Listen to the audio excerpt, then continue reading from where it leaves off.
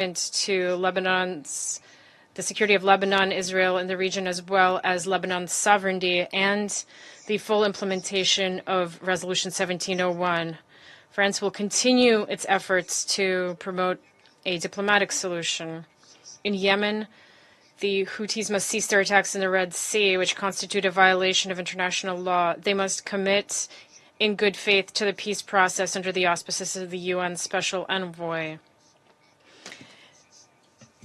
Iran, which is financing and arming the Houthis, must cease its destabilizing actions. We call for the release of UN and non-governmental organization personnel detained by the Houthis. In Syria, only a political solution based on Resolution 2254 can bring peace in a context of increasingly heightened tensions across Syria, the resurgence of Daesh, the rise in gun trafficking, and a deterioration of the humanitarian situation. In the face of rising tensions in the Middle East, France is mobilized in favor of a rapid de-escalation in conjunction with its regional and international partners. I thank you. I thank the representative of France for their statement, and I now give the floor to the Acting Minister for Foreign Affairs of the Islamic Republic of Iran, His Excellency Mr. Ali Bagheri. In the name of Allah, the most compassionate, the most merciful, Mr. President, I would like to thank the Russian Federation for organizing this timely open debate. Mr. President, ladies and gentlemen, over the past 285 days, the Israeli occupying regime has been committing extensive international crimes in Gaza.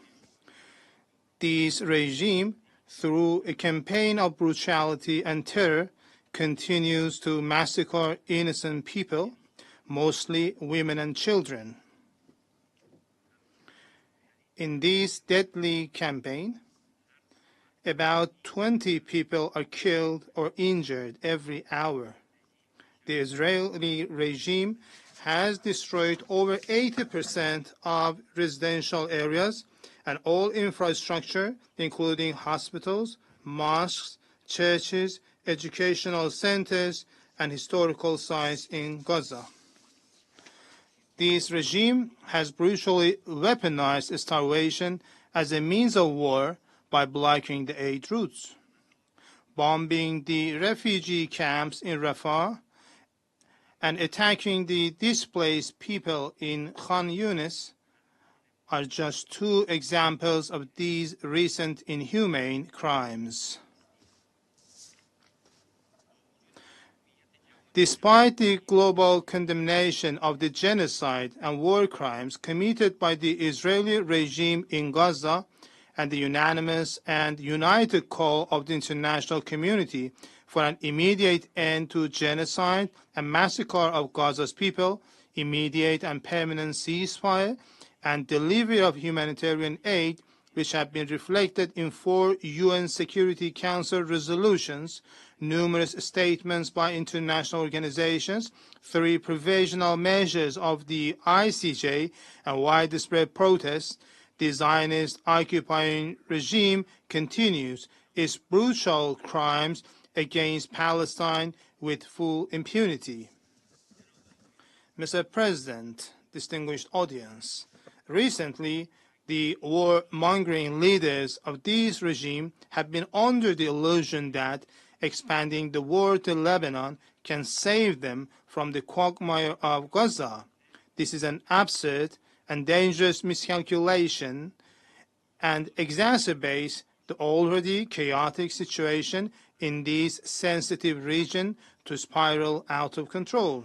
In this chamber and from this podium, I would like to strongly warn against any adventurous action by this rogue regime and its consequences.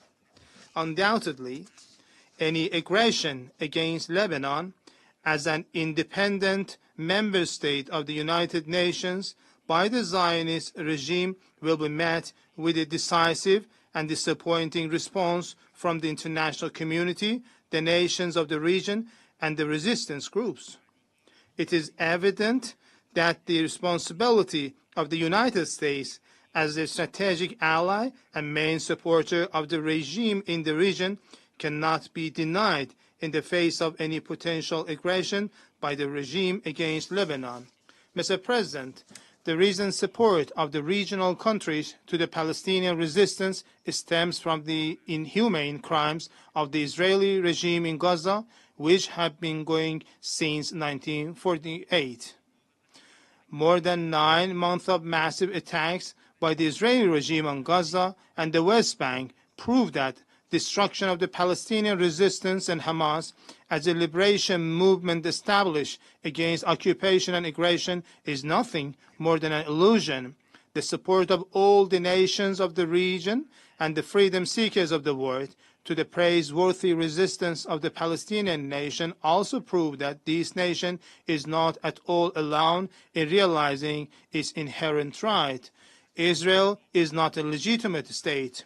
It is only an occupying regime, and the passage of time does not and will not give legitimacy to the occupying regime, because, based on the well-known principles of international law, occupation of a land or territory is temporary, even if it lasts for decades. Mr. President, ladies and gentlemen, the only way to restore peace is to put an immediate, complete, and permanent end to the occupation, aggression, and crimes committed by this regime.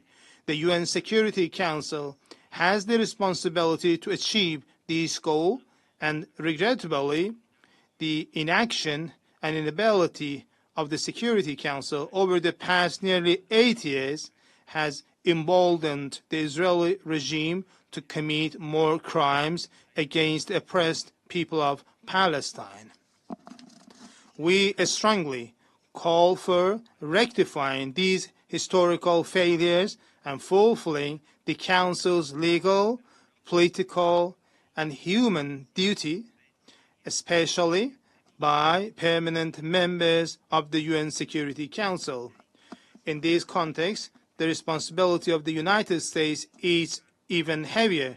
This country, with approximately 50 vetoes and extensive support to the Israeli regime, has not only played a role in this major failure of the Council, but has also been a primary accomplice in the crimes and aggressions committed by this notorious and criminal regime through comprehensive financial, military, and intelligence support.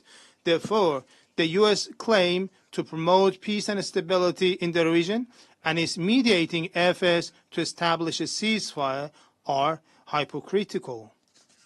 Mr. President, the Islamic Republic of Iran reiterates its call for a decisive action by the UN Security Council.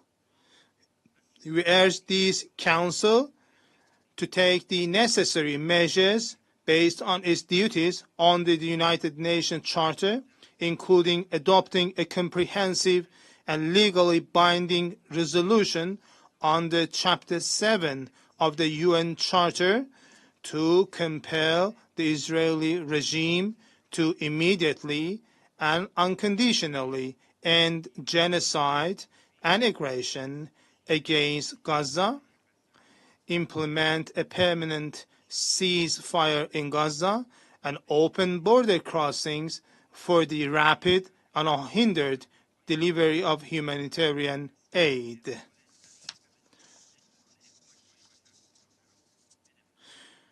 The Security Council must also compel the Israeli regime to immediately, fully, and unconditionally withdraw its military and security forces from Gaza, lift the siege of Gaza, stop the forced displacement of people, halt illegal settlement activities, and provide full and immediate compensation for all damages inflicted on the people, infrastructure, residential areas, and similar cases in Gaza and other Palestinian territories to facilitate the rapid reconstruction of Gaza.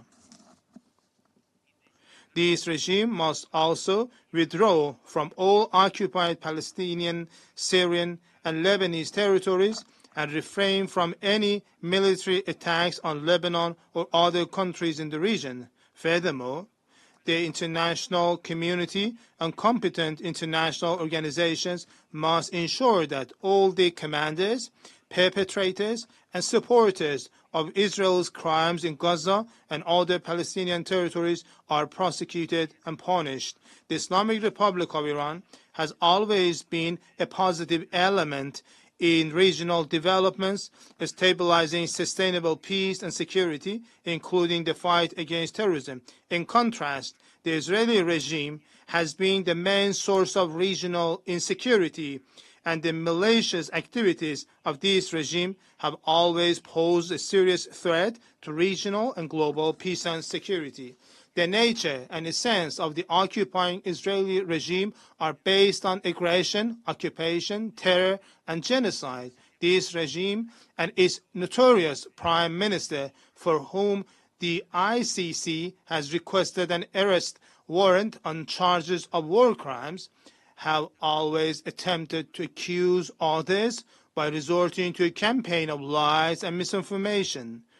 The Security Council must hold the rogue and rebellious Israeli regime accountable and put an end to the roots of war and genocide in Gaza and insecurity in the region. Mr. President, in conclusion, I reaffirm the inalienable right of the regional nations, including the Palestinian people, to defend and resist occupation and aggression. The Islamic Republic of Iran maintains that a comprehensive, fair, and lasting solution to the Palestinian question is only possible by ending the occupation of all Palestinian territories, allowing the Palestinian people to realize their right to self-determination through holding a referendum among all the regional inhabitants of Palestine and establishing an independent and unified state of Palestine. This is the only viable way to establish durable peace and security in the West of Asia region. I thank you very much. Кирикяне. И сейчас я предоставляю слово министру иностранных дел Бахрейна, его превосходительству господину Абдел-Латифу бен Рашиду аз-Заини. Прошу.